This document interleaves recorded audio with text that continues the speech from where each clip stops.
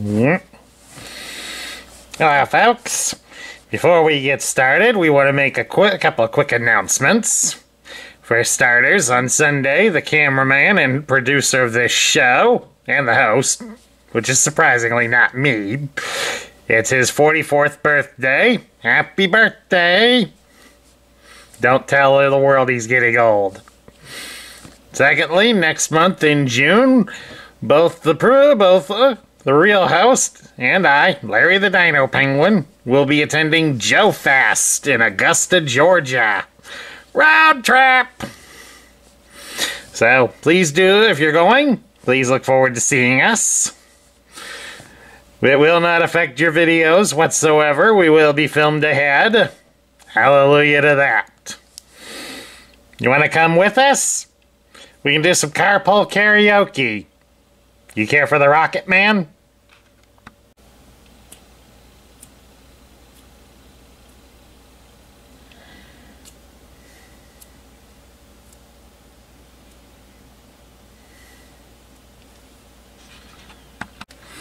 Hello everybody, Sparkster1701 here.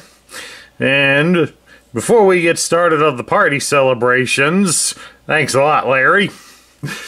We're going to talk about our last studio figure for the month, and we have The Fallen. The major antagonist from the second of the Michael Bay directed films, Revenge of the Fallen. This character is a relatively new one into the Transformers universe, as he had only really appeared in the comic books before being seen in the feature-length film.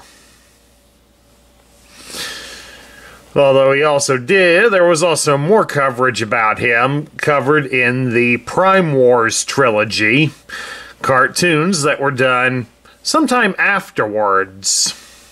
The Fallen, having appeared in so many different Transformer media, does have a rather long and complicated backstory. The Fallen is said to be one of the original of the 13 Primes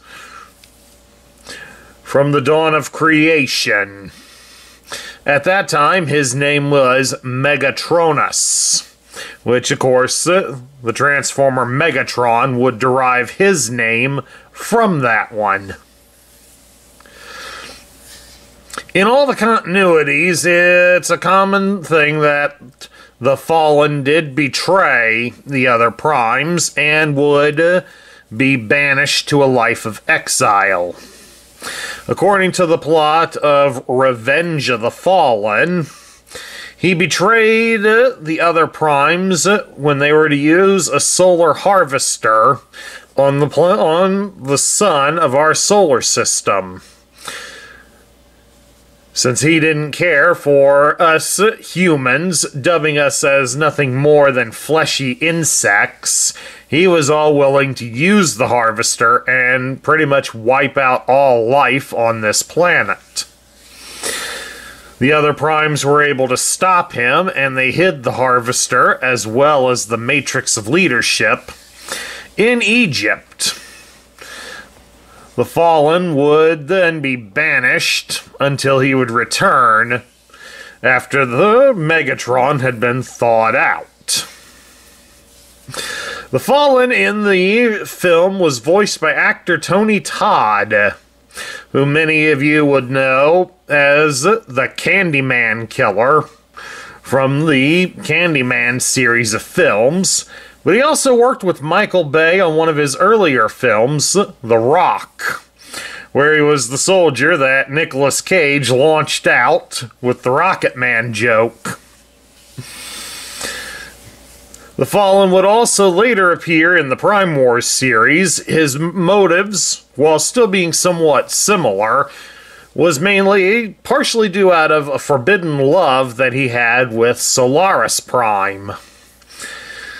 He sought to seek out many of the ancient Transformer artifacts after causing her early death. In that series, he would also team up with Overlord and would basically, in a way, also be subservient to Unicron. That version of the Fallen was famously voiced by actor Mark Hamill, whom we all know did the voice of the Joker from the 1990s Batman cartoon, and was also featured in several science fiction movies of some little-known franchise whose title escapes me at the moment, but I'm sure many of you know which one it is. At any rate, let's take a look here at the backdrop the Fallen came with. And of course, this is depicting the battle in Egypt.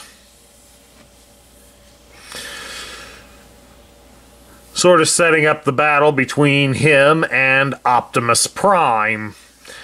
All in all, it's not really a bad backdrop, but it's also not one of the best. It's got a little too much going on here in the background. I mean, we got all these smoke trails flying everywhere from all the missile shots. But it just looks more like it's chaotic than anything of reason. But then again, so is Revenge of the Fallen, so most of us are still questioning to this day how in the world that movie got made. Especially since, even though Michael Bay used an actor he's worked with before to voice the character, and tried his best to make the character interesting for being one that was relatively new to the series, he has admitted The Fallen was not one of his favorites.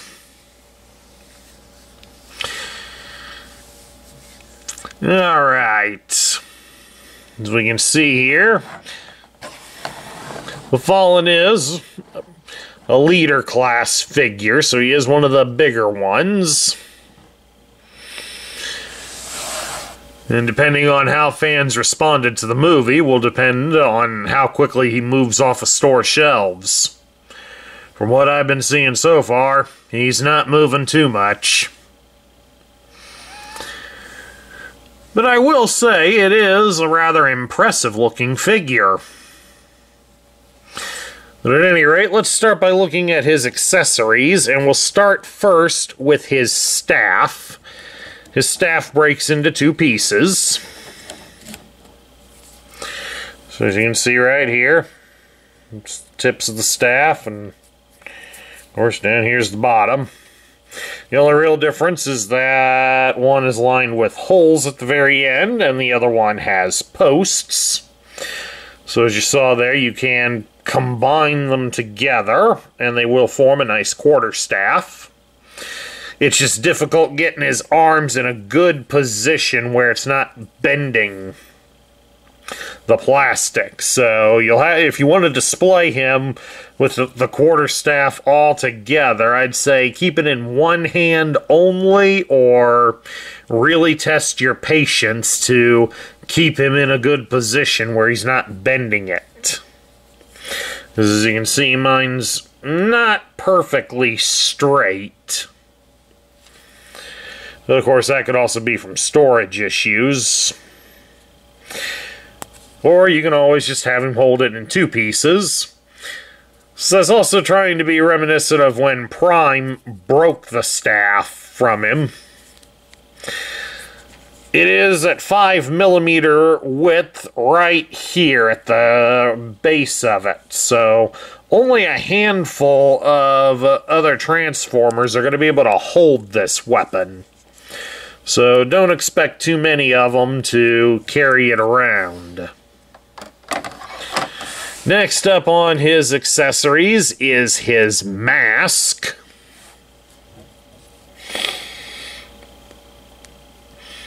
No, it's labeled as a mask. It's really his true face.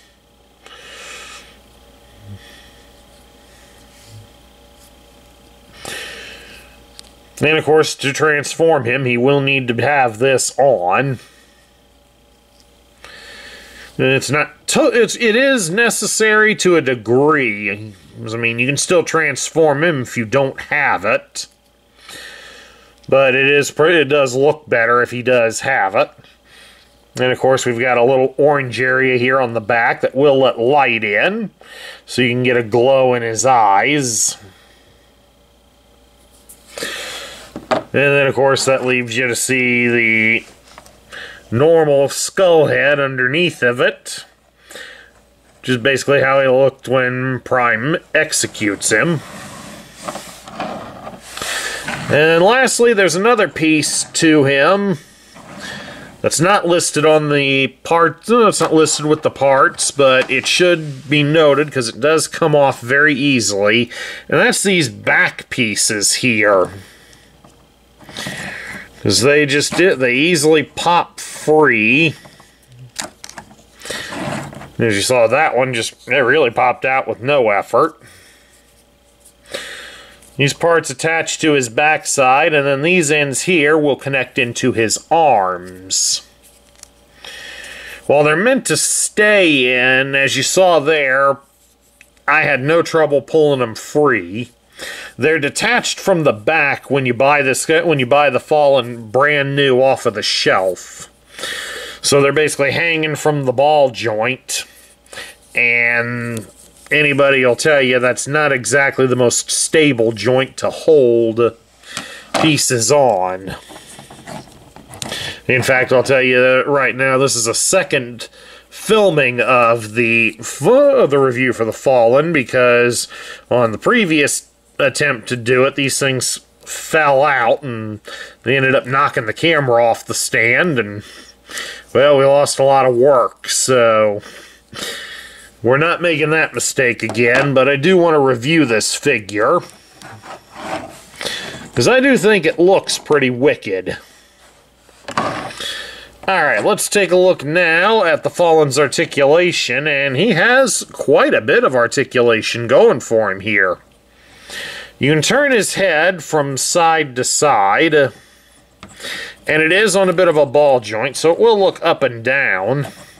But you also, when you have him without the mask on, you can open his mouth. That'll give you a way that if you want to position him as Prime is ripping his spark out, he can at least have the look right.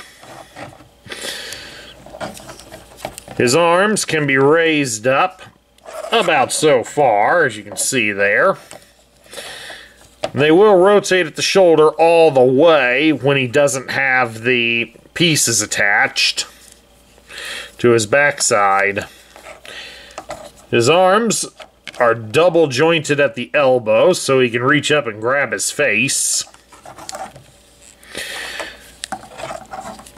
He does have a rotating wrist, so you can get some G.I. Joe style battle grip, because he even also bends at the wrist.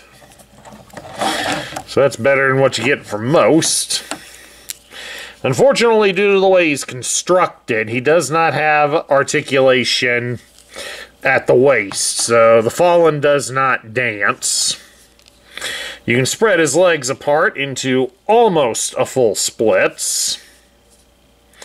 He does have something of a thigh cut going for him. You can raise his legs at the hip up to 180 degrees. You can bend him at the knees 90 degrees, and of course you do have a nice ball joint here at the base of his ankle, and his leg will also turn at the ankle. So, all in all, the Fallen does have some pretty good articulation going for him. Okay, we're going to transform the Fallen. And of course, like I said, we need his mask back on, so we've put the mask back on. The back pieces are supposed to be attached, but as I stated earlier, they caused a lot of problems during the first attempt to review this figure, so we're going to leave them off, and we'll put them back on when we really need to have them on him. Now, despite being a leader class figure, he doesn't have a whole lot of steps involved to transform him, so he's pretty easy to get into his alternate mode. But then again, when you don't have a realistic alternate mode, that kind of helps. The first thing we do is we come here to his shoulders and we fold down these soft spines. Then we come down here to his chest area, and this black piece in the middle should fold outwards like so. Get your hand out of the way. And then you will bring it up, and it goes over his mask. Kind of showing this is kind of why you need the mask. It kind of fits in there like that. The instructions would say now at this point we would separate the back pieces off, but as I said, the ball joints don't hold very well in his arms, so thankfully we ain't gonna have to worry about that. Then you're gonna kind of raise the arms at the shoulder. So he kind of looks like he's gonna be a Birdman or something. Once you've got them like that, separate them at the shoulder and raise them up top. Kind of turn them so that they're facing you. And then fold them down all the way. Excuse me a moment, phone's ringing. Alright. Of course, they also suggest in the instructions that his hands should be like that, but I find it works better just leaving the hands as is. Alright, then you come down here to his feet, and you're going to fold his toes all in, so that they're all in like that.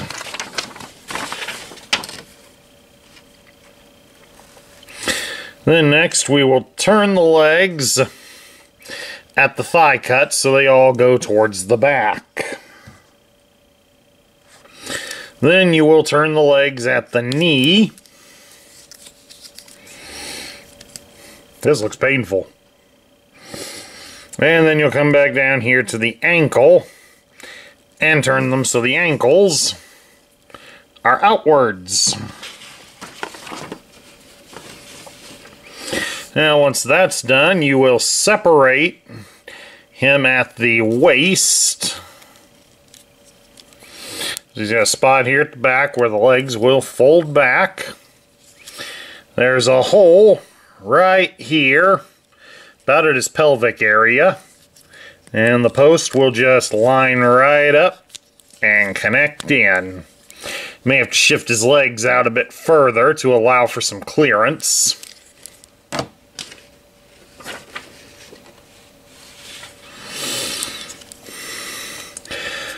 Plus, of course, on his knees, there's a little post right there where my finger is. And it should be lining up to a similar hole here on the arms. So that way it connects his arms in. There we go.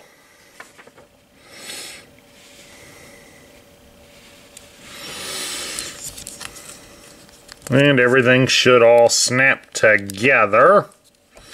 And then now what we need to do is add on the back pieces. So let me get off camera and do that real quick.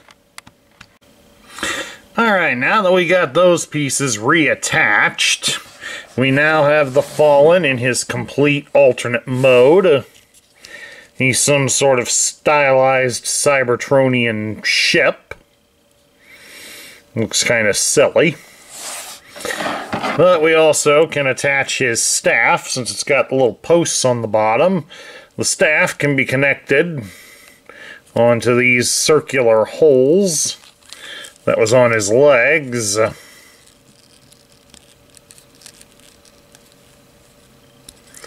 Takes a little effort to get him in there. Thought I had it. There it goes. Now I feel it. There we go, that's one. And then we'll go around here to the other side and get the other one in. And then there we have it. A rather strange and bizarre look, if I do say so myself. So now we get down to my thoughts. Well, I think The Fallen would have been done as a better character had the studio put better writers on this film. Of course, the movie happened to be being done while there was a writer's strike, kind of like what we're going through now. So a lot of things had to be done in order to ensure that the movie made it out on time. Unfortunately, because The Fallen was a relatively new character, not a lot of people really knew who he was, myself included, at the time that the movie was released. So a little bit more of a push by Paramount and Hasbro would have probably went a long way to making the film a little bit better. As far as a toy goes, this one's actually relatively good. I mean, it is a decent depiction of the character, and it does give you the different options on how you would like to display the character. So that's always a nice feature.